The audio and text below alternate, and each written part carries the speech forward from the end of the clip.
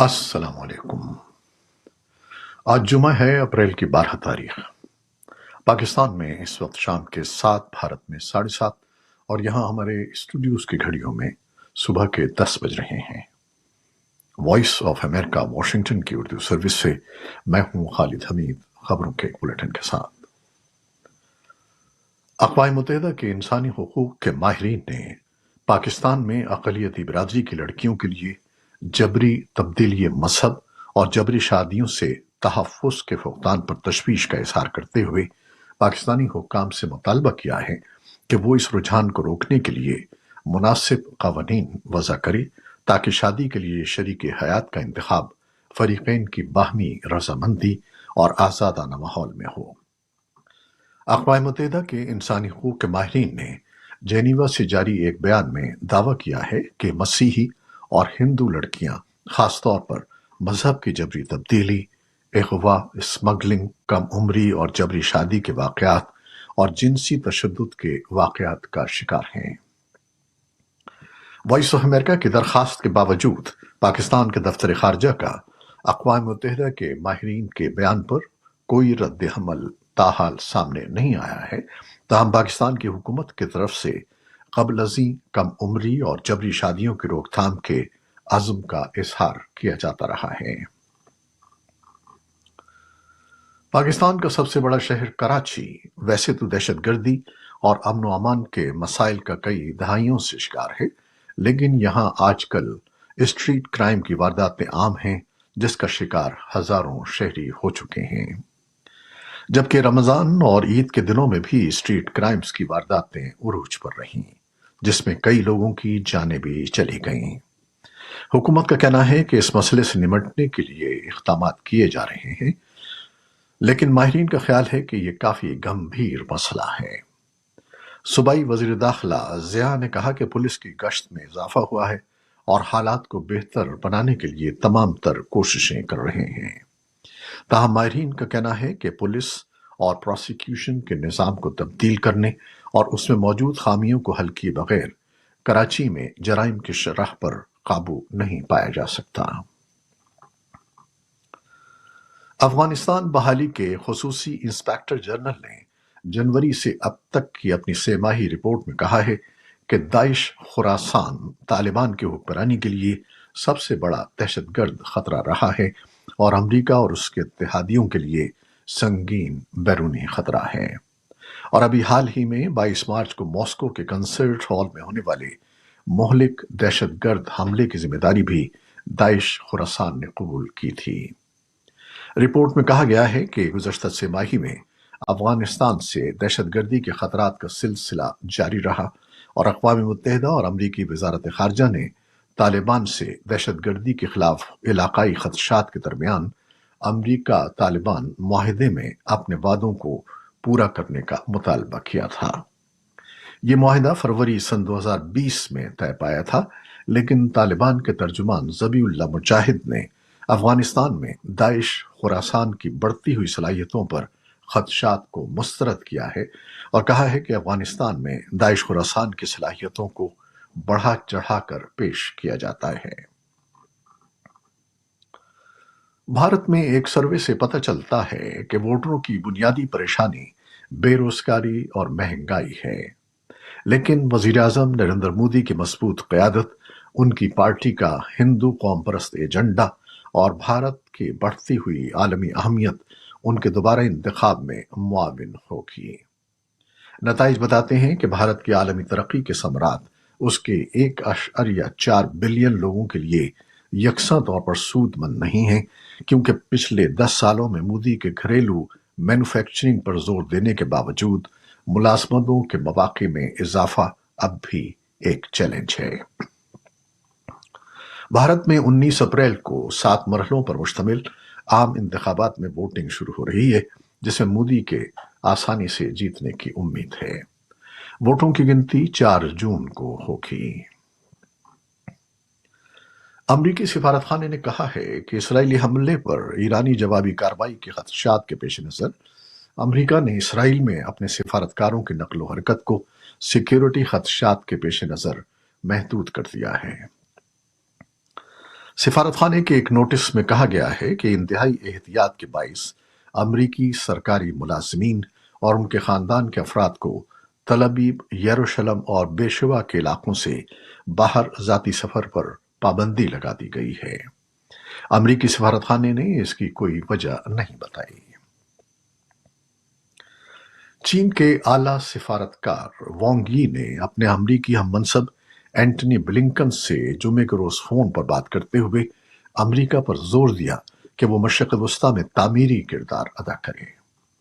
महकमा खारजा ने कहा कि ब्लिंकन ने बीजिंग से कहा कि वो ईरान को इसराइल पर हमला करने से रोकने के लिए अपना असर रसूख इस्तेमाल करे। 1 अप्रैल को इसराइली हमले में दमिश्क में ईरानी सिफारती इमारत के मिस्मार होने के बाद तेहरान की तरफ से जवाबी कार्रवाई के खदशात बढ़ गए हैं। चीन की वजारत खारजा की तर्जुमान माओ निंग ने कहा है कि चीन मशरिक़ वस्ता के मसले के हल में तामीरी किरदार अदा करते रहेगा और सूरत हाल को बेहतर बनाने में अपना मजबूत किरदार अदा करेगा। अमरीकी वजीर खारजा एंटनी ब्लिंकन ने गुज़श्ता 24 घंटों में तुर्किया, चीनी और सऊदी अरब के वज़राए खारजा से गुफ्तगू की है, जिसका मकसद ये वाज़ेह करना था कि मशरिक़ वस्ता में कशीदगी किसी भी फरीक के मफाद में नहीं है। महकमा खारजा के तर्जुमान मैथ्यू मिलर ने एक बाकायदा न्यूज़ ब्रीफिंग में सहाफ़ियों को बताया कि वाशिंगटन खित्ते में कशीदगी का खतरे खासतौर पर ईरान की तरफ से इसराइल को दी जाने वाली धमकियों के बाद फिक्रमंद है। व्हाइट हाउस की प्रेस सेक्रेटरी ने मामूल की ब्रीफिंग में कहा है कि ईरान दमिश्क में अपने कौंसल खाने पर हमले को खित्ते में तनाज़ा बढ़ाने या अमरीकी तनसीबात या अमले पर हमले के बहाने के तौर पर इस्तेमाल न करे। प्रेस सेक्रेटरी करीन जॉन पियर ने मजीद कहा कि अमरीका ने ईरान पर वाज़ेह कर दिया है कि अमरीका दमिश्क हमले में मुलव्वस नहीं है। एक ऐसे वक्त में जब ईरान ने वाशिंगटन को इशारा दिया है कि वो अपने शामी सिफारत खाने पर इसराइल के हमले का जवाब देगा, व्हाइट हाउस ने इसराइल की सलामती के लिए अमरीका के आहनी अज़्म की तस्दीक की है। अमरीकी FBI के डायरेक्टर क्रिस्टोफर रे ने जुमेरात को हाउस बजट पैनल के सामने अमरीका में मुमकिना मुनज़्ज़म दहशतगर्द हमले के बारे में खदशात का इज़हार किया। क्रिस्टोफर रे का कहना था कि जब मैं कानून नाफिज करने वाले इदारों में अपने करियर पर नजर डालता हूं तो मुझे बमुश्किल ही कोई ऐसा वक्त याद आता है जब हमारी अवाम और कौमी सलामती के लिए मुताद्दिद खतरात एक ही वक्त में इतने बढ़ गए हों, लेकिन आज ऐसा ही मामला दरपेश है।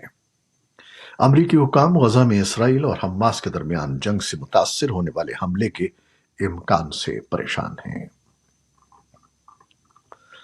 अक़वाम मुत्तहिदा की सलामती कौंसिल के अरकान फ़लस्तीनियों की तरफ से अक़वाम मुत्तहिदा की मुकम्मल रुकनियत के लिए इत्तिफ़ाक़ राय तक पहुंचने में नाकाम रहे हैं, जिसके बाद तवील अरसे से जारी ये कोशिश अब कौंसिल में मजीद बासाब्ता वोटिंग की तरफ बढ़ रही है। सिफारती ज़राए के मुताबिक मुमकिना तौर पर 18 अप्रैल को वोटिंग हो सकती है। अलजज़ायर ने यह दरख्वास्त पेश की, जो कौंसिल में अरब ममालिक की नुमाइंदगी करता है।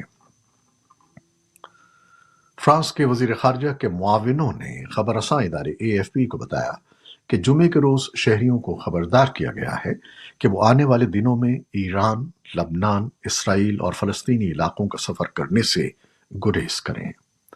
वजीर खारजा स्टेफन सेजर्न ने यह हिदायत एक ऐसे वक्त जारी की है जब ईरान ने शाम में ईरानी कौंसल खाने पर इसराइली हमले के रद्द अमल में जवाबी कार्रवाई की धमकी दी है, जिससे मशरिक़ वस्ता में तशद्दुद में इजाफे का खदशा पैदा हो गया है। बीजिंग ने अमरीका, जापान और फिलिपाइन पर तनकीद की है और सदर जो बाइडन की वाशिंगटन में से फरीकी मीटिंग की मेजबानी के बाद बहरे जुनूबी चीन में अपने इक़दामात को कानूनी करार देते हुए उसका दिफा किया है। सदर बाइडन ने जुमेरात को व्हाइट हाउस में बहरे जुनूबी चीन में किसी भी हमले से फिलिपाइन का दिफा करने का अहद किया था। तीनों ममालिक के रहनुमाओं की तरफ से जारी करदा एक मुश्तरका बयान में बहरे जुनूबी चीन में बीजिंग के इक़दामात पर संगीन तशवीश का इज़हार किया गया था और उसके रवैये को खतरनाक, और जारहाना करार दिया गया था।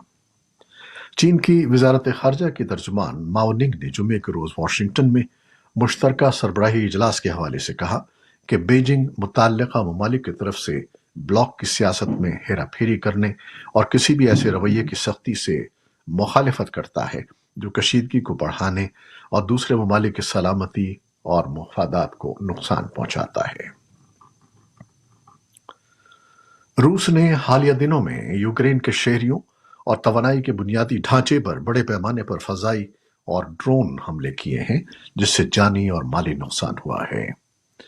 यूक्रेन की फौज और इलाकाई एहलकार ने बताया कि 12 अप्रैल को होने वाले नए हमलों में दिनेप्रोपेट्रोव्स्क के जुनूबी इलाके में एक तवानाई की तनसीब को निशाना बनाया गया, जिसमें आग लगने से शदीद नुकसान पहुंचा। दरियासना खेरसान की इलाकाई इंतजामिया के सरबराह ओलेक्जेंडर प्रोकोडीन ने 12 अप्रैल को कहा कि जनूबी यूक्रेन के इलाके पर गुज़श्ता रात रूसी हमले ने बुनियादी ढांचे की एक अहम तनसीब को नुकसान पहुंचाया, जिसकी शनाख्त नहीं दी गई। यूक्रेन की फजाइया ने सोशल मीडिया पर एक पैगाम में कहा कि यूक्रेन के फजाई दिफाई निज़ाम ने 12 अप्रैल को रूस की तरफ से 6 इलाकों में लॉन्च किए गए 17 ड्रोन्स में से 16 को मार गिराया। अमरीकी फुटबॉलर, अदाकार और ओजे सिम्पसन 76 बरस की उम्र में कैंसर से इंतकाल कर गए हैं। अमेरिका में जितनी शोहरत शोबेज और स्पोर्ट्स से जुड़ी शख्सियात को मिलती है, वो बहुत कम लोगों के हिस्से में आती है, और ओजे सिम्पसन ने कानून से टक्कर लेने से पहले दोनों ही मैदानों में खूब नाम कमाया था। 60 और 70 की दहाई में उनका शुमार अमेरिका के बेहतरीन फुटबॉलर्स में होता था। जिस वक्त वो रिटायर हुए, उस वक्त वो अमेरिकी नेशनल फुटबॉल लीग की रशिंग लिस्ट में दूसरे नंबर पर थे, जिसमें उन खिलाड़ियों को शामिल किया जाता है जो 10,000 यार्ड से ज्यादा का रकबा तय कर चुके हों। ये थी वो खबरें जो फेसबुक लाइव पर हमने आपके लिए पेश की। हमारी वेबसाइट, यूट्यूब और पॉडकास्ट पर यह बुलेटिन आपके लिए पोस्ट कर दिया जाता है। आप हमारे बुलेटिन को शेयर करते हैं और अपने कमेंट्स में अपनी मोहब्बतों का इजहार करते हैं, जिसके लिए हम आपके बेहद मशकूर हैं। अपनी इन मोहब्बतों को जारी रखिएगा। न्यूज़ प्रोड्यूसर आयजा इरफान और न्यूज़ एडिटर बहजत जिलानी के साथ खालिद हमीद को अब इजाजत दीजिएगा। अल्लाह हाफिज।